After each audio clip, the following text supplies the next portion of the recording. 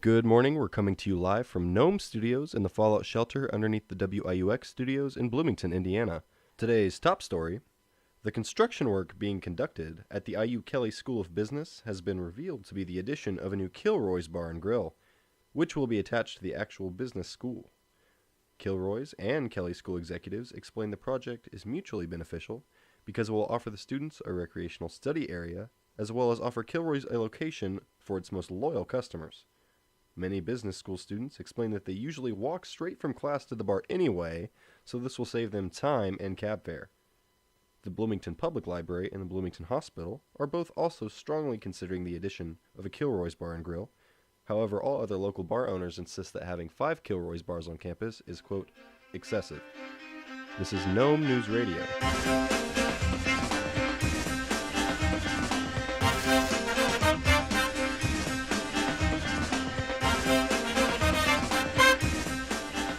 To combat the rapid depopulation of bees worldwide, biologists around the world are attempting to use gene splicing technology to give bees the ability to gain energy from chloroplast and to asexually reproduce. Biologists at the IU Biolab have already begun conducting their own genetic alteration experiments on bees, with the ultimate goal of saving the species in mind. GNOME Radio has been asked to remind followers to bring all of their bees to the IU Biolab. So, followers, if you have any extra bees lying around, please do your part, round up your bees, and bring them to the IU Biolab. This brings us to today's sponsor, Clippy's Bee Sting Ointment. Clippy's, you got bee stings, we got solutions. Wednesday, hip-hop star Soulja Boy performed for 1,500 troops in northeastern Afghanistan. Mid-performance, the artist stopped the show and announced that he had a revelation. Quote, "Performing out here with all y'all has revealed the true significance behind my name, the Soulja Boy. I know now what I was meant to do. I was meant to live up to my name and be a real-life soldier with y'all. And I'ma start serving my country right now." Soulja Boy proceeded to jump off the stage and grab an AK-47 from a backstage guard and began firing rounds into the air, ending the show. The following morning, Soulja Boy was found dead in a nearby Afghani village at the hands of Afghani locals. When asked what happened, a local explained that Soulja Boy had run into the village, threatening to, quote, kill all the terrorists up in here, and began firing at pedestrians, notably turning his firearm sideways in a kill shot manner. When asked for comment, Colonel Roy Peterson said, "I haven't listened to Soulja Boy's music, but I know a man of his country when I see one. Today, this Soulja Boy died a soldier man." Drone strikes were ordered on said Afghani village for the following Tuesday. In other news, the IU Astronomy Lab has come to a conclusion with regards to the intergalactic phenomenon of universal expansion. IU astronomists have confirmed that the entire universe is indeed expanding. Years of evidence show that even the planets in our own Milky Way galaxy, Venus and Mars, are drifting apart and are currently more distant than has ever been observed before. We sent our very own reporter Pretzel Simpleton to discuss the matter with acclaimed IU astronomers Dr. Dick Parcell and Dr. Phyllis Carlson. But he didn't quite receive the interview he was hoping for the two astronomers have a key disagreement over the subject. Mr. Parcell believes that the universe is expanding outward from a central point, while Ms. Carlson believes the universe is expanding and contracting sporadically, differing from galaxy to galaxy. The conversation went south when Mr. Parcell degraded Miss Carlson's viewpoint by saying, quote, "She can't be trusted, she's a Scorpio. Never trust a Scorpio." Miss Carlson responded by accusing Parcell of being chauvinistic, probably because he's an Aries. Mr. Parcell said that he's not an Aries, but in fact a Leo at heart. Miss Carlson said that only a true Aries would change his own sign. This exchange went on for the extent of the interview, leaving us with absolutely no information on the new findings about Mars, Venus, and universal expansion. But while we learned nothing new about new astronomy findings, we did learn that there may be something to astrology, having found a Scorpio to indeed be unreliable and an Aries to be overzealous. But this report wasn't the only battle between man and woman to occur this week. All across the Bloomington area, male students protested due to the IU Feminist Club's new slogan, "Boys go to Jupiter to get more stupider." Boys picketed all over campus, holding various signs that read, "I know you are, but what am I?" or I'm rubber and you're glue, or keep your cooties off my body. The feminists couldn't have been angrier at the boys' protest and started a protest of their own.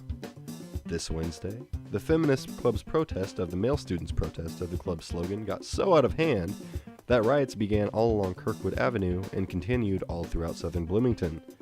Boys put gum in the girls' hair. Girls broke the heads off the boys' brand new Buzz Lightyears. Chaos turned to tragedy, however, when local celebrity beekeeper Stella Potts found her bee habitat in a honey farm completely destroyed during the riots. It has been reported that during the riots, multiple vegan hippies knocked over all the bees' boxes proclaiming, "The bees are slaves, man. Free the bees." Miss Potts lost all of her bees, her honey, and her will to live.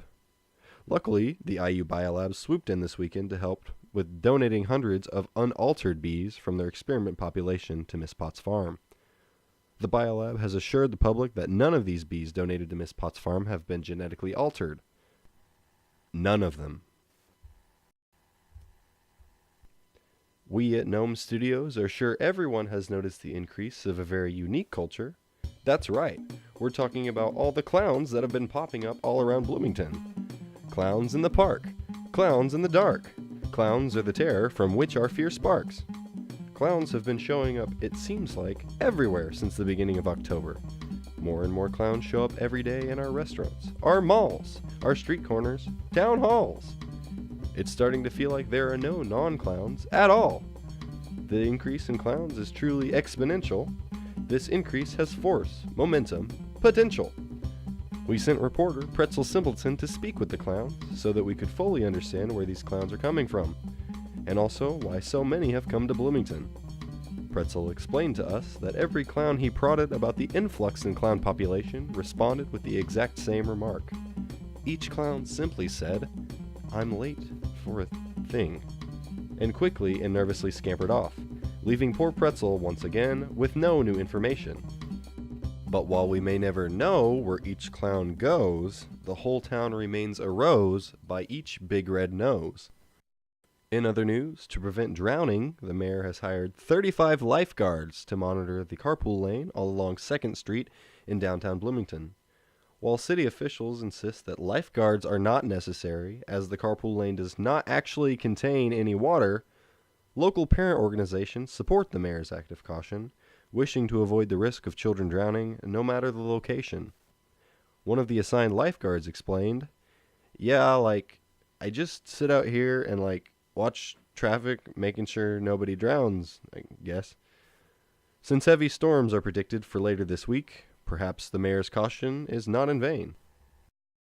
And now for our weekly editorial from one of our own interns, who this week comes to you from James Pinkerton. Earlier today, I was walking down the street, down a quiet, sullen street, and a man began to walk by me. He stopped in his tracks, and his gaze met mine. His eyes, like two pools of quicksand, grabbed hold. His face was tired, weathered, and strained. This was the face of a man who has lived alone for far too long.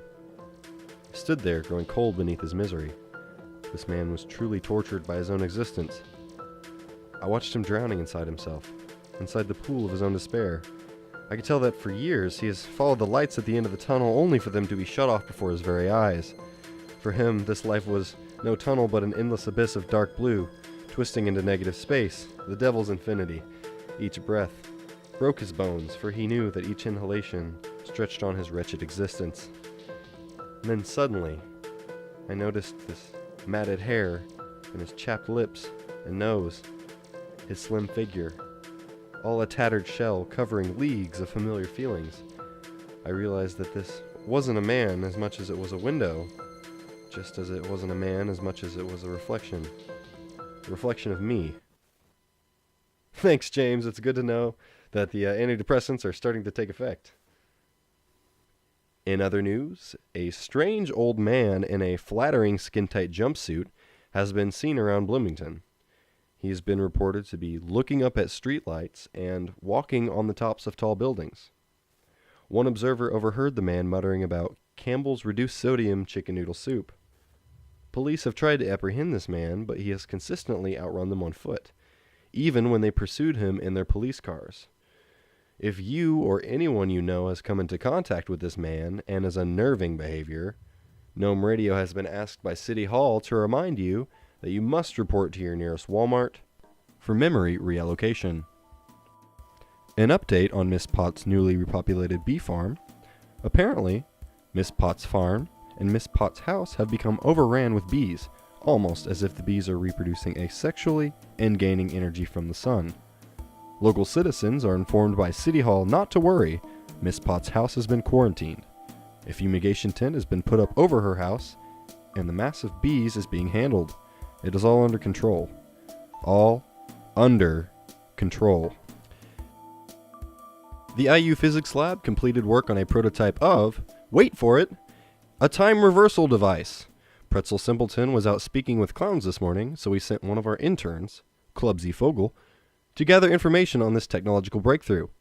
According to Clubsy's report, the IU physicist Bill Duchovny realized the final ingredient to his time reversal device when he overheard a strange old man in a flattering skin-tight jumpsuit rambling about the nature of time. I don't know about you, followers, but every time I hear about this strange old man in a flattering skin-tight jumpsuit, I get a real serious case of the jeebies.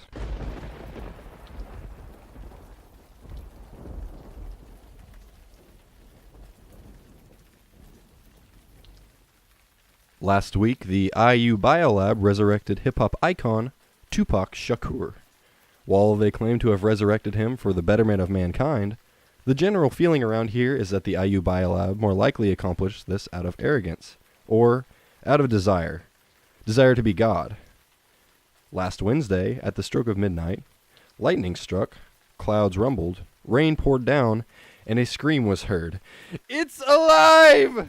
Now I know what it feels like to be God!" Update on the bee situation at Miss Potts' farm. The bees have destroyed the fumigation tent, revealing that Miss Potts' entire house has been consumed by one enormous beehive. While neighbors of Miss Potts are warned to evacuate the neighborhood, there is no need to worry, for a giant dome is being built over the neighborhood to quarantine the bees. The Federal Bureau of Extermination has been notified, and the situation is being handled. It is being handled. Breaking news: Tupac is dead. Both of them, hologram Tupac and the recently resurrected zombie Tupac, shot each other dead just seconds ago.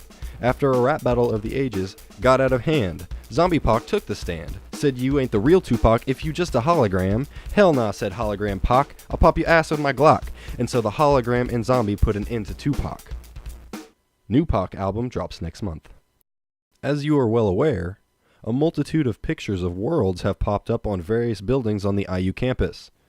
But they are more than mere pictures. It would appear as if they consist of some earthy material. Every day they turn greener and greener. If you are one of the brave individuals that have come close to these worlds, you will notice a strange combination of smells, like the smell of lilac, dirty hair, and milk 5 days after expiration. You would have also noticed the strange sounds such as low pulses, grinding wheels, and that sound you experience when you've been laying down for a long time and get up too quickly. We will bring you more information as it develops. You know, followers, the more I think about it, the more I'm disturbed by this whole bee situation. I really feel like it could have been avoided. I don't know. It all feels as if this were due to the riots that destroyed Miss Potts' bee farm. If we would have not been so polarized in our ideals, none of this would have happened. When two superpowers go head-to-head, no one wins, and everyone dies a million stings at a time. I think... Breaking news that the rapidly reproducing bees from Miss Potts' bee farm have busted through the dome and are now growing at an exponential rate. I cannot hear them as I am in a bunker, but if you are able to hear bees, then you only have a few precious minutes before you are inevitably stung to death. Call the people you love and tell them that you hate them. Call the people you hate and tell them that you love them, for if the apocalypse is really caused by bioengineered bees, then life really did have no meaning at all, and you might as well get in a final nihilistic chuckle by disturbing everyone you ever knew. Oh no. Oh no, the bees have busted into GNOME Studios! No! Not the bees! Not the bees! Ah! Ah!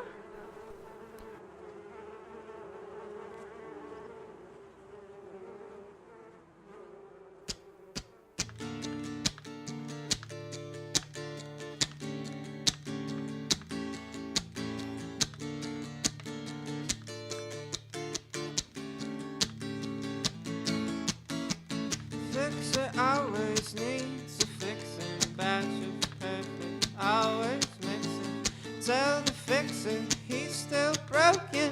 Acid for his head soaking. Fix too much, fix not enough. He fixes till his skull goes rough. He hopes they like the batch he mixed, 'cause now the fixer can't be fixed.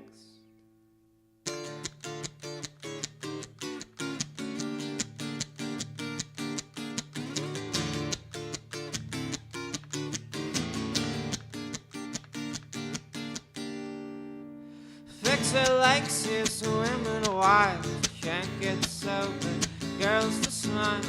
Falls in love with a basket caser, throw filled to the brim with chaser. Fixer's good, but she leaves a great watch. Fixer breached the pearly gates, his coffin closed, the mold she mixed those, like the fixer finally fits.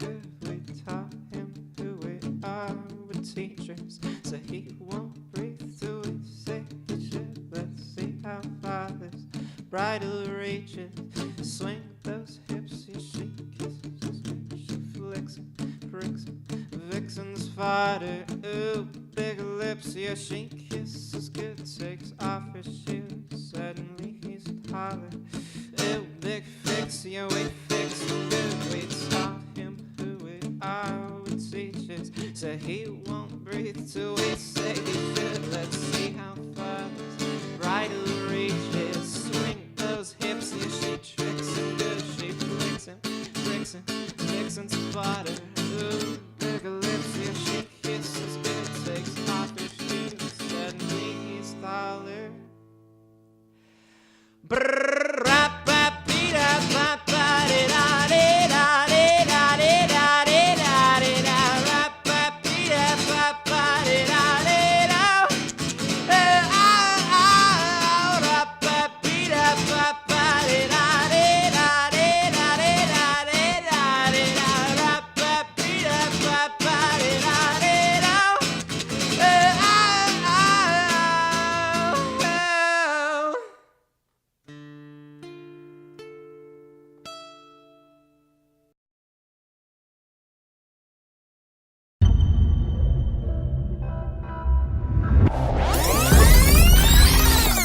Wells Library and the Bloomington Hospital are both also strongly considering the addition of a Kilroy's Bar and Grill. However, all other local bar owners insist that having 5 Kilroy's bars on campus is, quote, excessive. Followers, I'm sorry. I've had a very intense feeling of something. It's a cross between deja vu, staring at the sun, and of being stung by millions of tiny bees. Strange. Are my hands sticky? But in this feeling, I've had an epiphany. Many epiphanies. All these ideas are buzzing around in my head.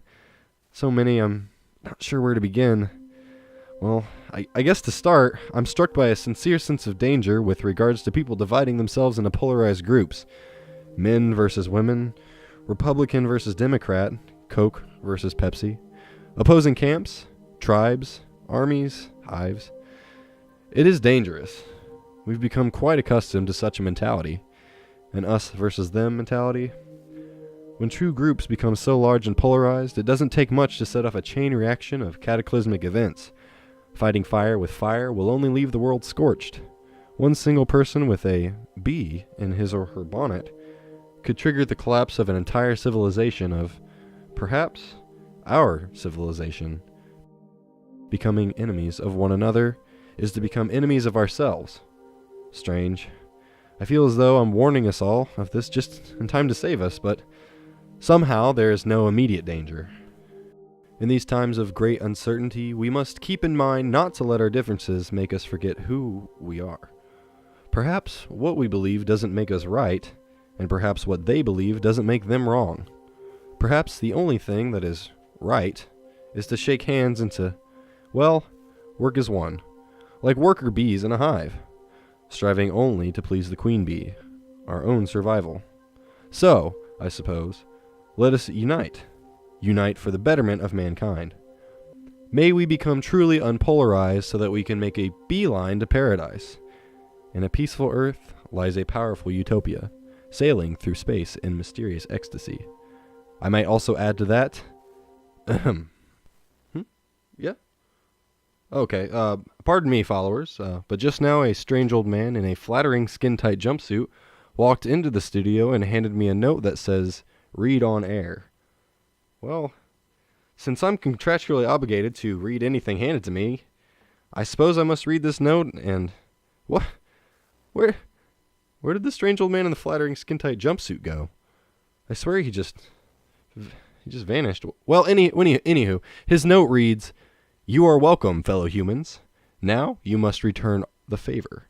This week, when you are sorting through your recyclables, I ask you to save every last empty can of Campbell's reduced sodium chicken noodle soup. Every last one.